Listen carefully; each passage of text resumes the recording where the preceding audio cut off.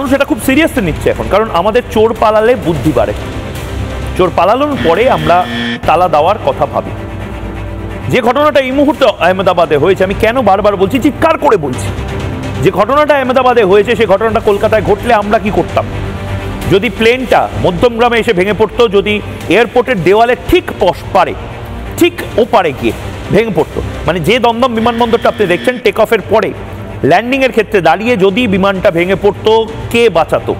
যশোর রোডে যেভাবে ঘিঞ্জি হয়ে আছে যশোর রোড, একটা ইন্টারন্যাশনাল হাইওয়ে, সেই ইন্টারন্যাশনাল হাইওয়ের দুদিকে যেভাবে বাড়ি তৈরি হয়েছে, যেভাবে রাস্তা সংকীর্ণ, কে বাঁচাতো? এই প্রশ্নগুলো করতে হবে। এবং তার পাশাপাশি আপনাদের যদি ফ্ল্যাট থাকে, আপনাদের যদি ফ্ল্যাট গুছিয়ে দেওয়া হয়, আপনাদের যদি বাংলো গুছিয়ে দেওয়ার চেষ্টা হয়, দমদম এয়ারপোর্ট লাগোয়া যে অঞ্চলগুলো রয়েছে সেই অঞ্চলগুলোতে আপনাদের দেখে নিতে হবে যে এই অঞ্চলগুলো ঠিক তো, সমস্ত ধরনের সেফটি মেজার্স নেওয়া হয়েছে তো, আপনার মাথার উপর দিয়ে প্লেন উড়ে যাবে না তো।